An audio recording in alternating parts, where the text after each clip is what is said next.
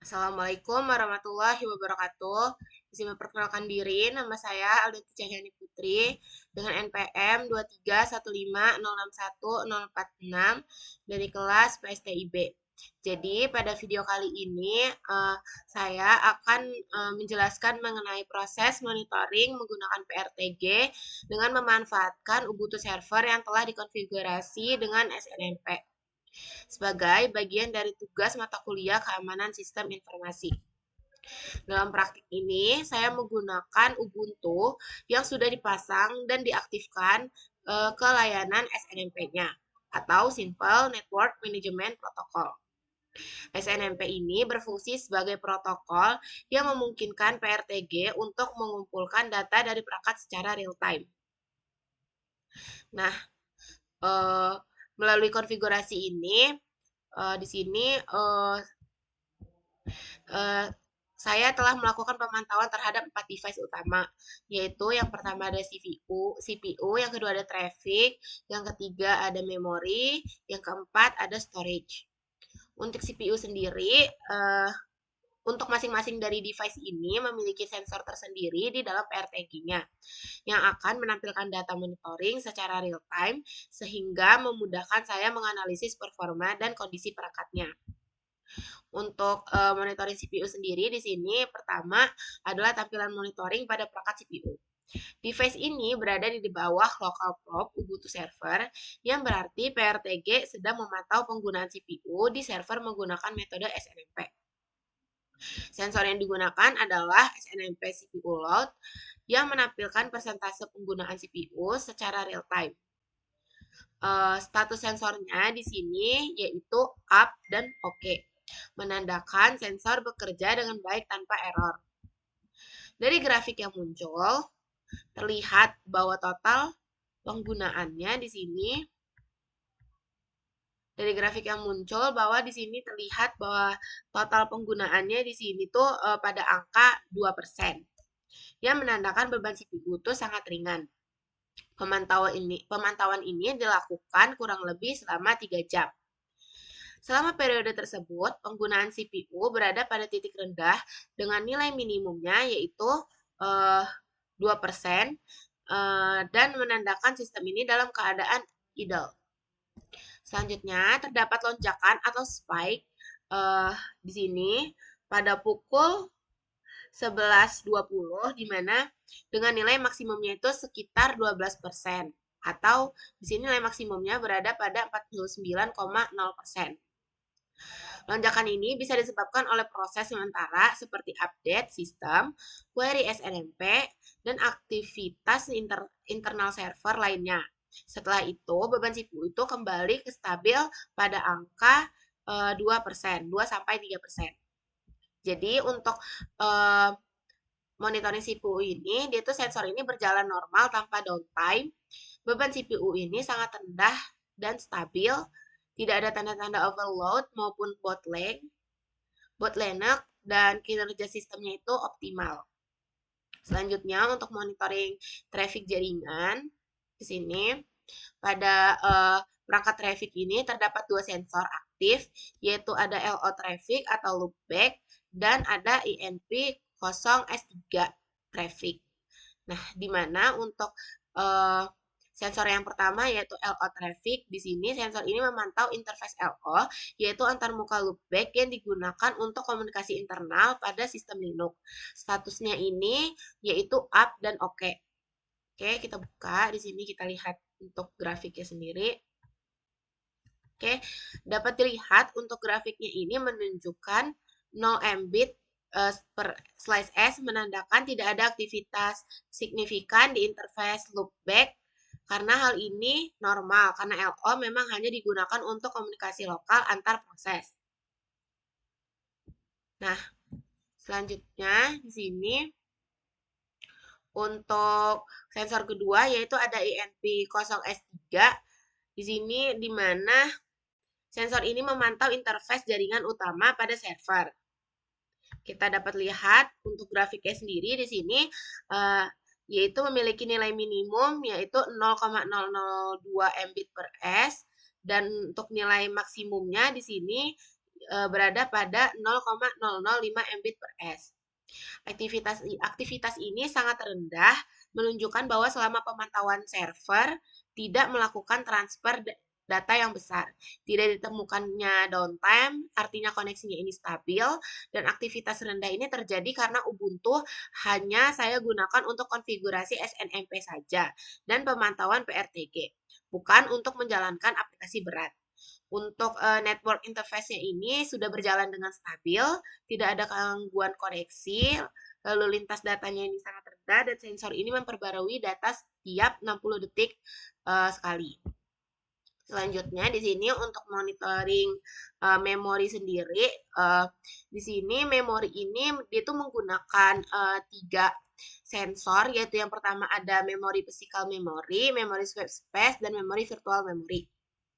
Untuk yang pertama yaitu ada memori physical memory, di mana untuk statusnya ini dia itu oke. Sensor ini memantau RAM fisik yang digunakan oleh sistem. Yang ditampilkan ini merupakan live data, biasanya RAM yang sedang dipakai, RAM yang masih kosong, dan presentasi penggunaan RAM. Untuk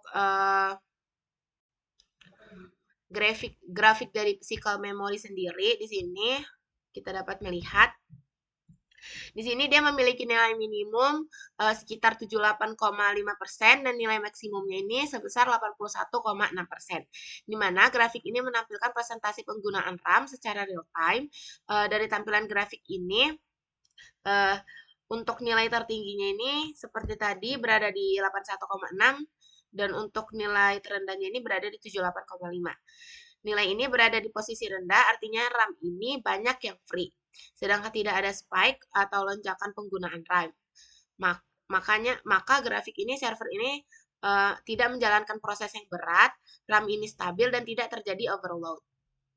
Nah, selanjutnya di sini untuk sensor kedua yang digunakan, di sini terdapat swap space, di mana dia itu memiliki statusnya itu up dan oke. Sensor ini memantau swap memori, yaitu ruangan cadangan ketika RAM penuh.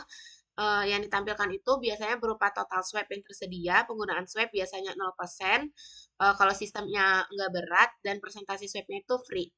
Untuk grafik dari swap space sendiri di sini, kita dapat lihat. Untuk grafiknya di sini, dia tuh memiliki berapa banyak mendekati 100%, hampir seluruh swap ini berada pada kondisi 100% atau free. Jadi swap ini tidak terpakai sama sekali. Server masih sangat sehat karena swap biasanya hanya terpakai ketika RAM ini penuh. Gitu. Kalau ini itu masih di kondisi free. Nah, selanjutnya untuk sensor ketiga yaitu di sini menggunakan sensor virtual memory dengan statusnya itu up dan oke. Sensor ini memantau gabungan RAM plus swap yang disebut virtual memory.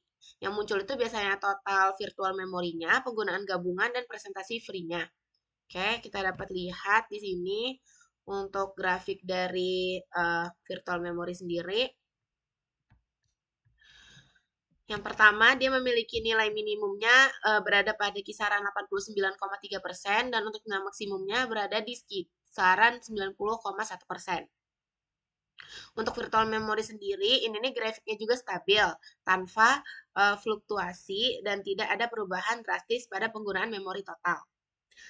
Jadi secara keseluruhan ini, pengguna memori ini menggunakan server kecil dan konsisten, tidak ada beban kerja besar juga. Makanya untuk grafiknya sendiri di sini dapat kita lihat ini berada di kondisi stabil. Selanjutnya di sini untuk device storage sendiri di sini dia tuh menggunakan lumayan banyak sensornya, yaitu di sini menggunakan 6 sensor. Dimana untuk sensor dari storage sendiri di sini menggunakan yang pertama ada disk free slash boot, disk free slash dev slash SIM, disk free slash run, disk free slash run slash look, dan disk free slash run slash user slash 1000. Untuk disk free sendiri di sini dia tuh mengukur sisa ruangan penyimpanan. Biasanya menjadi barometer kesehatan penyimpanan server. Di sini dapat kita lihat dia berkondisi up dan oke. Selanjutnya di sini untuk grafiknya sendiri, di sini dapat kita lihat grafiknya ini menampilkan sisa ruang pada root file sistemnya. Garis berada di kisaran di atas 40%, dan sangat datar, tidak ada perubahan data masuk atau keluarnya di sini. Jadi root storage ini sangat longgar dan stabil, tidak ada aktivitas penulisan file besar. Untuk di sini dapat kita lihat tidak ada perubahan yang signifikan, yaitu berada pada kisaran nilai minimumnya yaitu 44,9% dan nilai maksimumnya berada di 44,9% juga. Jadi tidak ada perubahan yang signifikan karena datanya itu tidak ada perubahan data yang masuk dan keluar. Oke, untuk sensor kedua di sini menggunakan sensor disk free slice boot, memiliki status up dan oke juga. Untuk grafiknya sendiri di sini menunjukkan kapasitas free, di mana space-nya ini pada partisi boot.